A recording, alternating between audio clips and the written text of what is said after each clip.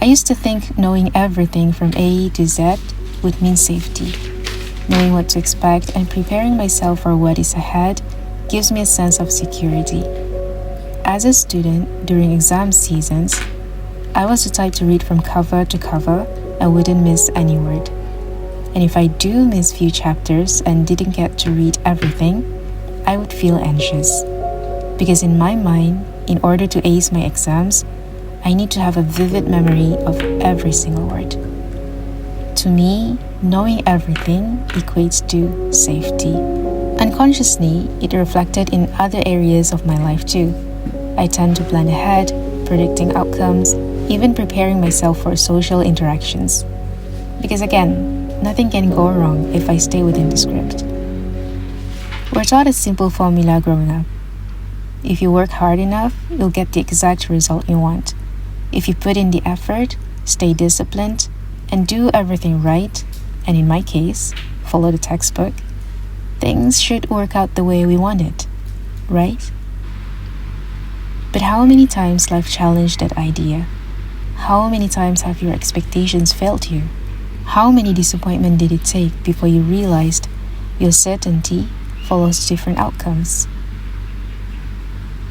And then when things doesn't go our way, we start doubting ourselves, forcing outcomes, get burnout, and all the plans we made slowly fall apart.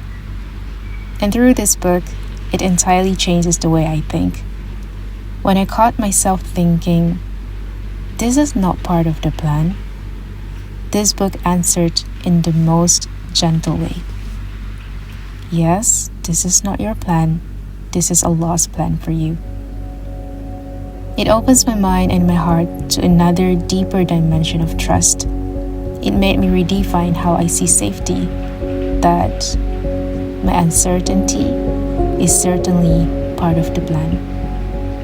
Because what if Allah intentionally withheld certain knowledge from me for a much bigger plan? What if those moments of doubt and roadblocks are precisely what brings me and you back to praying, back to lifting our two hands, asking for His guidance? And maybe that's the hidden gift inside doubting yourself. Not that it feels good, but it reminds us where true certainty belongs. وَعِنْدَهُ مَفَاتِحُ الْغَيْبِ, which translates to, and to Him are the keys of the unseen. Ustazah mentioned that the keys here, being plural, signifies that Allah holds the keys to a bigger entity and authority limited to our human minds. And then comes the word al-ghayb, the unseen. Allah knows what we cannot see and what we cannot touch, something that are beyond our imagination, simply because Allah's knowledge is infinite to our finite human mind. Ustazah further illustrated our limitation of knowledge through the conversation between Prophet Musa a.s. and Khidr, with the essence of it being that our knowledge is no more than a drop taken from the ocean. Now let me run you through what goes to my mind. You see, the beauty of Arabic language is that one word relates to another. Here, Allah mentioned mafatihul ghayb. Mafatih is plural for miftah, that means key, from the root word of fataha, that means open. I couldn't help but picture that one particular door that is closed for me, but then Allah had the keys to so many other doors, and He will, or currently, opening the ones that are the best for me, the unseen doors that never came across my ever so limited mind. I cannot fangirl enough the way this book is so beautifully and thoughtfully written.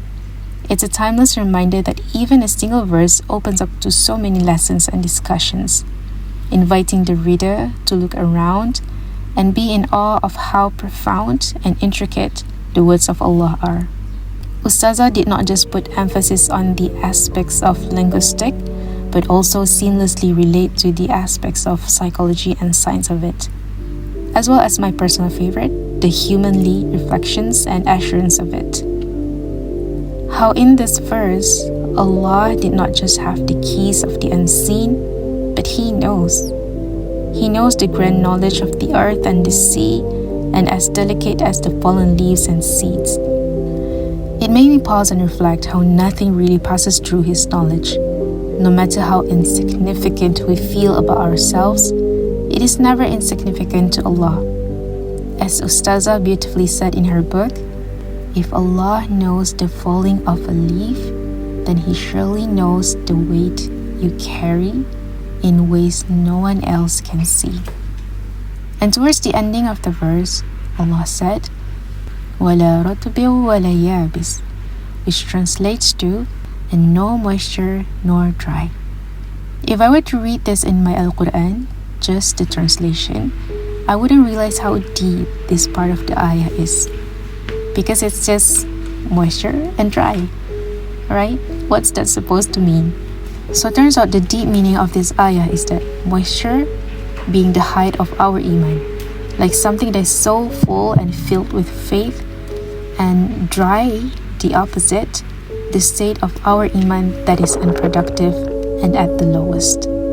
Like imagine how Allah started off this verse with big grand things, the al-ghayb, the earth, the sea, and then slowly the intensity gets lessened, but again, not that it is unimportant. It continued with by the fallen leaves and seeds.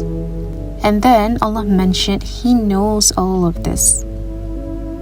Then certainly He knows us. Not just us in our best state, but at our worst. This part of the ayah felt like comfort and acknowledgement that no phase in our life is ever so small nor insignificant to Allah. And to tie everything, the verse ended with إِلَّا فِي كِتَابٍ مُبِينٍ. So for this part, I'm going to quote the explanation from the book because I feel like that's the best way to explain this. So the verse إِلَّا فِي كِتَابٍ مُبِينٍ translates to, but that it is, in bracket, written, close bracket, in a record. And the ones that I want to quote goes like this. This portion of the verse gathers everything that was previously mentioned: the unseen, the falling of a leaf, the buried grain and seed, what is moist and dry, all there is on the land and in the sea.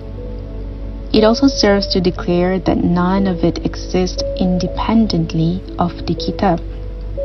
Nothing stands independently and alone, drifts freely, or escapes this register. Indeed, every movement, stillness, emergence, and decline is inseparable from what Allah subhanahu wa ta'ala has already encompassed within this divine record. It is not that all these phenomena are scattered and later gathered into a book. Rather, it affirms that all of these realities exist within the kitab from the beginning. I could talk more and more about the book, but I really want you to experience the book yourself, to organically interact, indulge, and reflect the lessons in it. Before I go, I'd like to leave you with a few practical ways when faced with outcomes that did not unfold as expected. Number 1, turn your to-do list into a to-be list. When planning your week, begin with an intention rather than an expectation. When our plans are centered around becoming rather than merely achieving, we become less attached to specific outcomes and more open to the wisdom behind them. Number 2, adjust as you go. Sometimes life takes an unexpected turn. Cancelled plans, delayed projects, closed doors, and more. Rather than resisting reality, learn to adapt to it. For example, if you plan to spend your evening working on a personal project, but a family member suddenly needs your help, perhaps your purpose for that night shifts. Instead of seeing it as a disruption, see it as an opportunity to show up with kindness and service.